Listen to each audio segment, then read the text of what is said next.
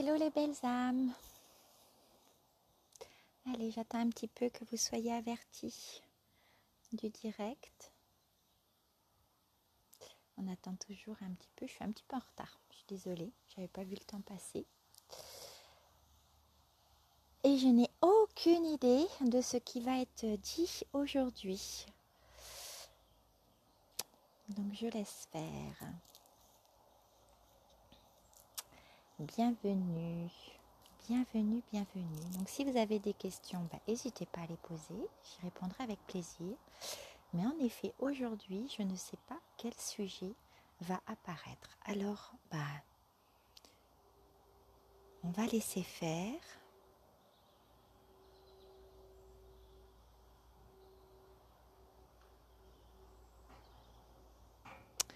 En ce moment, il y a différents schémas, des anciens schémas qui viennent nous chercher, qui viennent nous faire voir des anciennes pensées, des anciennes observations, jugements qu'on a pu avoir sur des situations, sur des rapports avec des personnes. On continue en fait ce nettoyage. Un nettoyage qui est là depuis le mois de juin et qui vient nous chercher sur des sujets que soit on n'avait plus envie de voir, soit on pensait que c'était totalement fini et finalement ça réapparaît. Donc là c'est ressorti avec les énergies de dimanche, d'abord avec la nouvelle lune et avec les énergies de dimanche. Ça vient et ça réapparaît sur des choses qu'on n'a pas digérées.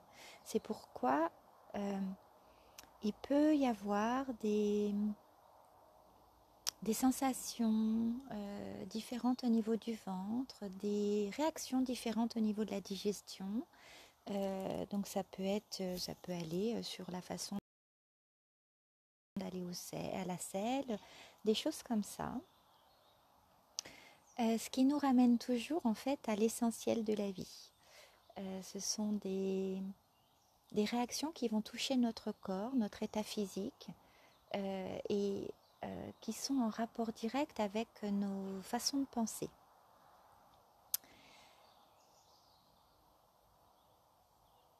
Alors moi je vois bien de quoi il s'agit, je vois bien que j'ai des choses, des schémas qui reviennent, des choses que si j'avais le choix j'aurais pas très envie de voir et finalement c'est quand même là. Donc je choisis de les observer et puis de voir ce qu'il en est. Donc regardez, observez ce qui vient vous titiller depuis 8 jours, puisque la nouvelle lune était mercredi dernier. Regardez ce qui vient vous titiller depuis 8 jours. Vous pouvez le noter et puis faire en sorte de balayer, si ça concerne des croyances limitantes, de balayer ces croyances de la façon qui est la plus opportune pour vous. Donc ça peut être en écrivant, ça peut être en parlant à voix haute parce que souvent je vous parle d'authenticité et c'est important de regarder les choses dont vous n'avez pas envie de parler à voix haute face à quelqu'un.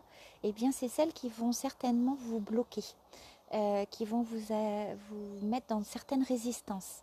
Donc si c'est possible, si c'est pas possible, c'est de l'accueillir et de l'accepter et c'est ok comme ça.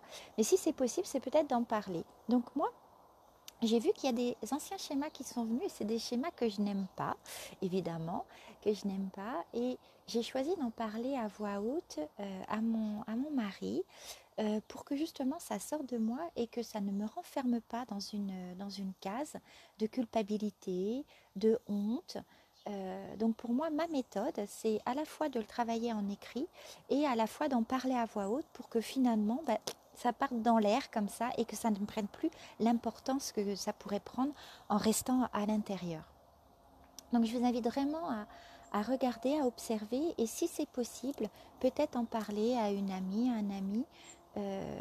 Surtout si c'est des choses sur lesquelles des émotions, je veux dire, ça peut être de l'envie, ça peut être de la jalousie, ça peut être du jugement sur quelqu'un et en fait on a honte et on culpabilise. Et le fait d'en parler à voix haute, en reconnaissant ce sentiment, cette émotion, ça va vous enlever le carcan de la culpabilité. La culpabilité, pour moi, c'est comme une sonnerie d'alerte sur des choses qu'il faut que je règle. Voilà, c'est de ne pas rester dans la culpabilité pour me sentir mal, des fois ça peut déclencher des crises d'angoisse. Donc quand je sens de la culpabilité en moi, en fait, je remercie et je dis ok. Ça veut dire que dans ces pensées-là, dans cette analyse-là, dans ce raisonnement-là, je ne me fais pas du bien. Dans ce comportement-là, dans cette action, cette réaction, je ne me fais pas du bien. Donc qu'est-ce que je peux faire pour faire en sorte que je passe à autre chose? Donc voilà, déjà ça, si ça vous parle par rapport à la culpabilité. Qu'est-ce qu'on peut dire d'autre par rapport à ça? Dans les énergies qui se posent actuellement, ce sont des énergies qui sont ancrées, comme je vous disais, qui vont passer par le physique. Donc ça peut passer par des ressentis physiques, des douleurs, des sensations peut-être plus ou moins confortables au niveau du ventre. Mais ce qui se passe actuellement, c'est de nous inviter à être très ancrés, très incarnés. J'espère que ça va, il y a le soleil qui apparaît, tant mieux, ça fait du bien, ça réchauffe. Je vais me tourner un peu pour pas que ça fasse... voilà. Et donc de rester connecté à votre corps. Si c'est des douleurs, à vous de voir comment vous pouvez les faire passer. Si c'est par rapport à une douleur qui est nouvelle, regardez ce qu'elle veut vous dire. Une douleur ancienne, regardez ce que vous n'avez pas entendu jusqu'ici. Mais en tout cas, restez bien connecté à votre corps. N'en profitez pas pour fuir, parce que c'est souvent ce qui peut se faire, c'est de vouloir fuir.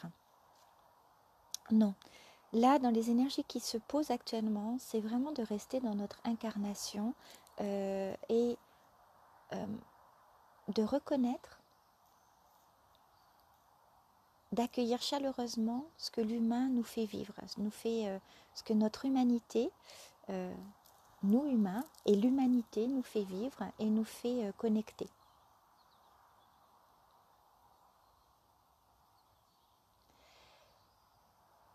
Pourquoi ces énergies se posent comme ça? Parce que ce que je vois en fait là en image, c'est que finalement, il y a encore beaucoup de gens qui ont choisi la fuite par des réactions plus ou moins fortes, par de l'isolement, et certains par la fuite.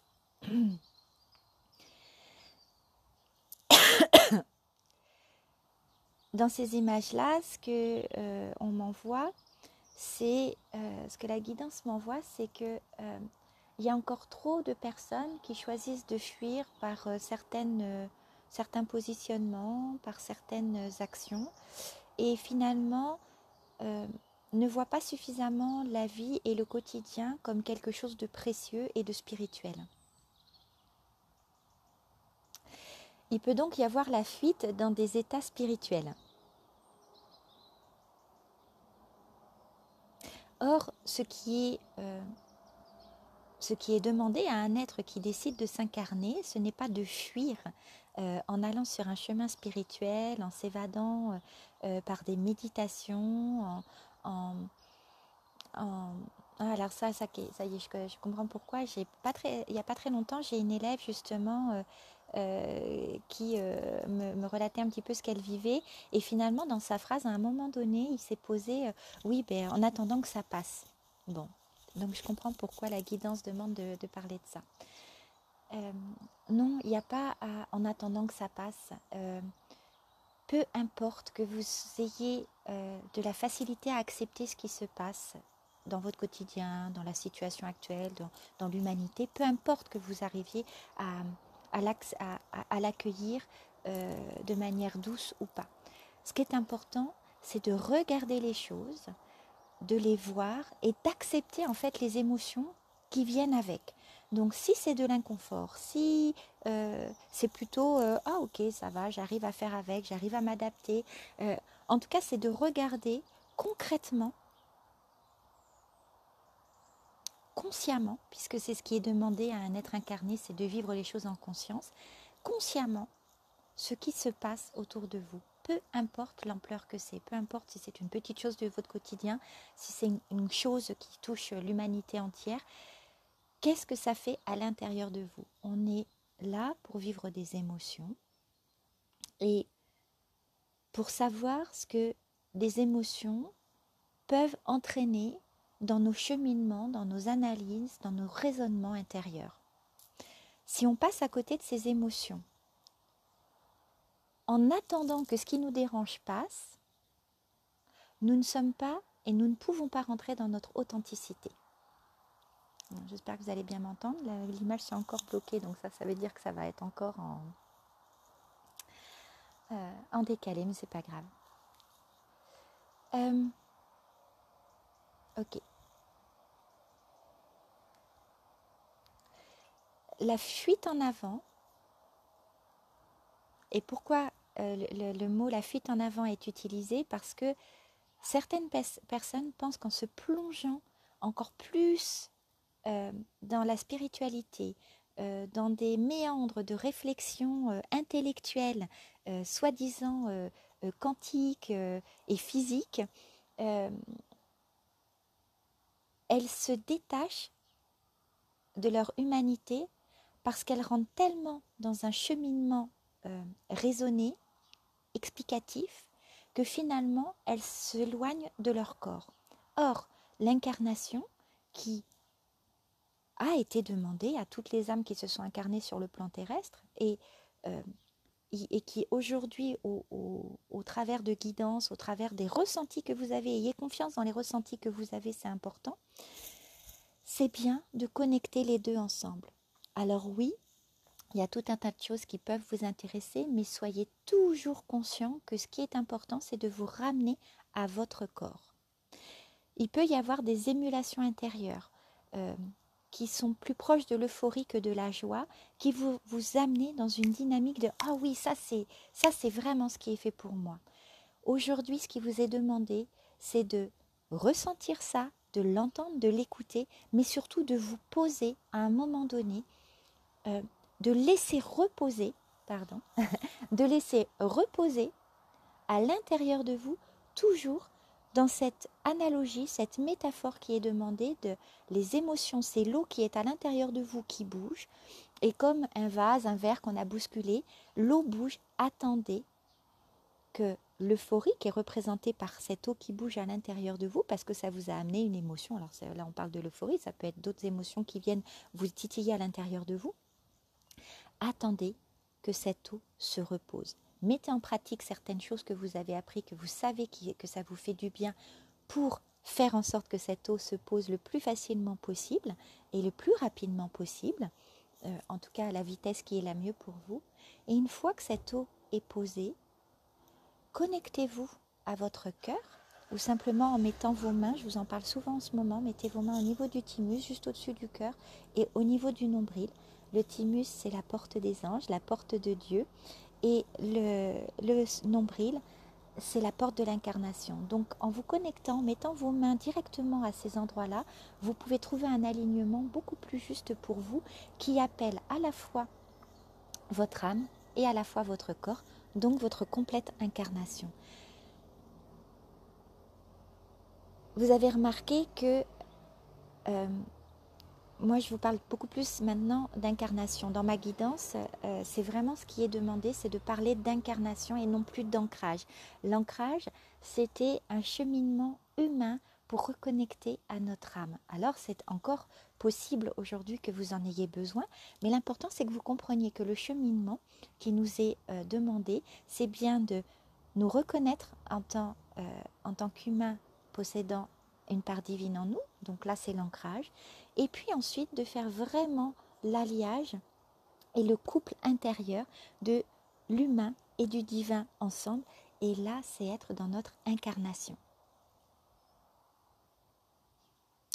J'entends que vous pouvez peut-être aller voir la définition du mot ancrage et la définition du mot incarnation pour voir ce que ça évoque à l'intérieur de vous et faire votre propre cheminement intérieur de là où vous en êtes, savoir la propre analyse de là où vous en êtes, savoir où vous en êtes. Il n'y a pas de bien ou de pas bien, c'est juste un cheminement et euh, depuis 2012, toute cette énergie qui a été bougée au travers d'actes, il y a eu des actes météorologiques, des actes naturels qui ont été mis en place pour nettoyer, pour faire comprendre et ressentir certaines choses. Il y a eu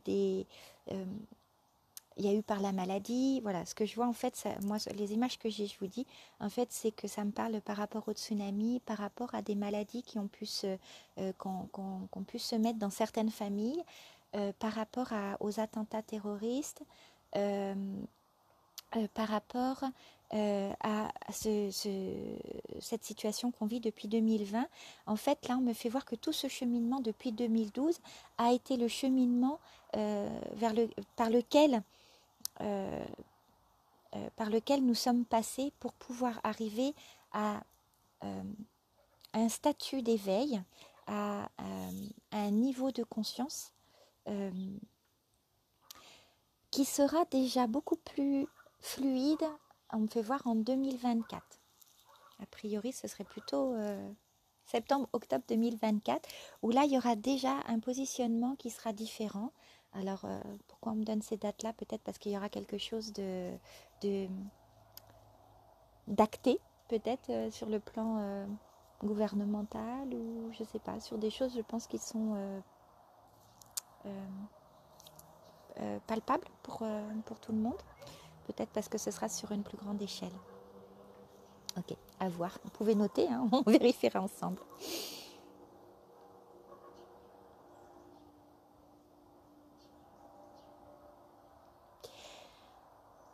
Alors, on me fait voir la sensation, vous savez, quand on a des papillons dans le ventre. Euh, donc ça, ces sensations-là, apprivoisez-les, observez-les pour savoir ce qu'elles vous disent en général. Bon, moi perso, papillon dans le ventre, ça veut dire que c'est plutôt de bonne aloi ce qui se passe, ou quand je ressens des frissons dans tout mon corps, c'est pareil, ça veut me dire que il y a quelque chose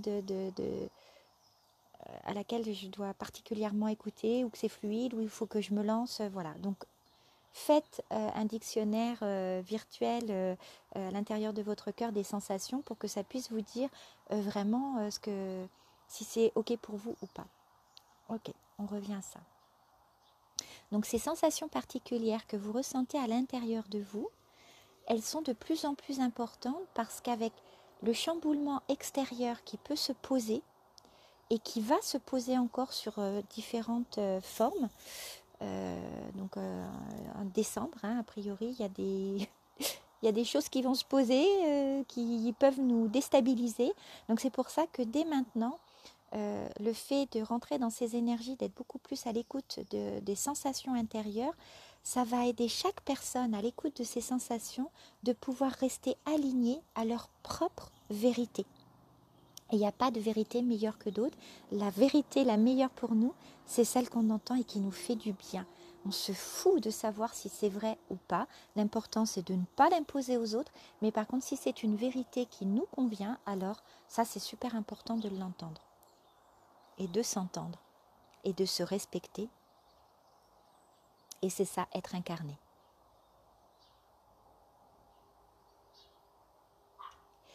Lorsque l'on parle de la voie et suivre la voie, c'est suivre sa voie intérieure et suivre la voie de son âme. Ces deux voies vous apportent forcément l'alignement juste et bon pour vous et pour les autres. Lorsque ça déstabilise quelqu'un qui est face à vous, parce que vous, alors que vous êtes aligné avec vous-même, c'est que cette personne-là a à trouver l'alignement en elle. Et cet exemple-là sert aussi bien à des individus, à l'individu lui-même, à des rapports entre individus et à des rapports humanitaires.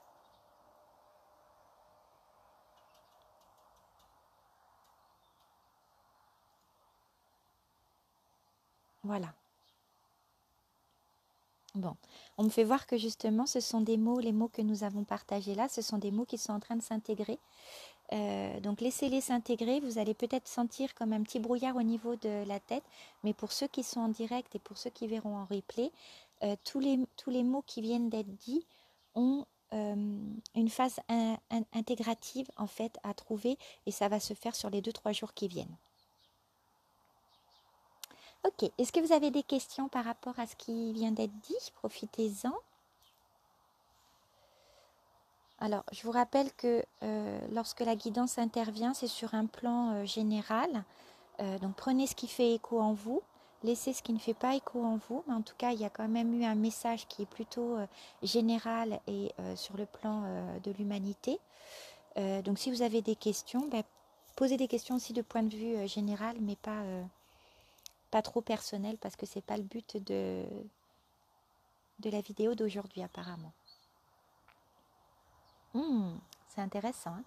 Donc, moi, ce que je peux vous en dire, en tout cas de comment je ressens et que j'intègre là ce qui vient d'être dit, c'est que ce matin, vous voyez, il faisait super beau. Je me suis dit, ah, je vais aller me promener.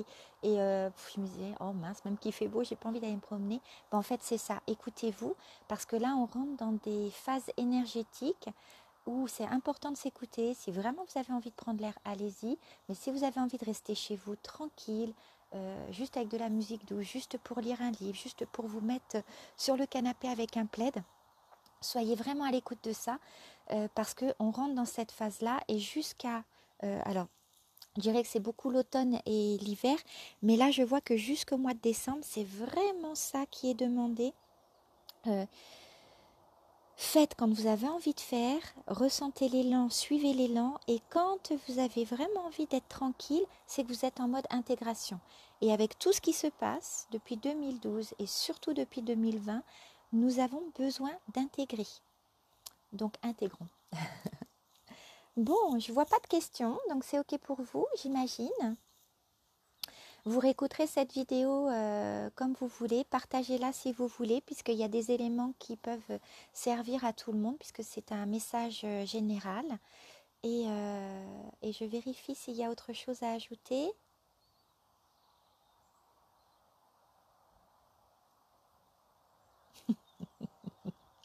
Ce sera tout pour le moment, comme dirait la voix.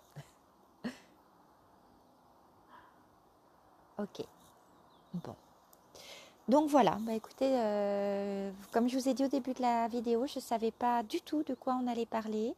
Encore une fois, je me demandais si j'allais le faire, mais bon, ça c'est acté que je dois le faire et que je dois vraiment rien préparer, je dois juste laisser passer ce qui doit passer. Merci aussi à vous. Voilà, écoutez, répandez le message. En tout cas, je suis contente que vous l'ayez reçu en direct. Et puis, il se fera ce qui doit se faire. Soyons en respect de nous-mêmes, à l'écoute de nous-mêmes et prenons du temps pour nous cocooner, parce que ces moments de cocooning, ce sont des moments d'intégration et c'est la voie intégrative des choses que l'on ne peut pas acter au niveau du mental et du raisonnement. Je vous souhaite une très très belle journée et puis on se retrouve donc mercredi prochain, vendredi midi pour ceux qui ont Facebook aussi. Et voilà, je vous embrasse, très belle journée. Bye bye.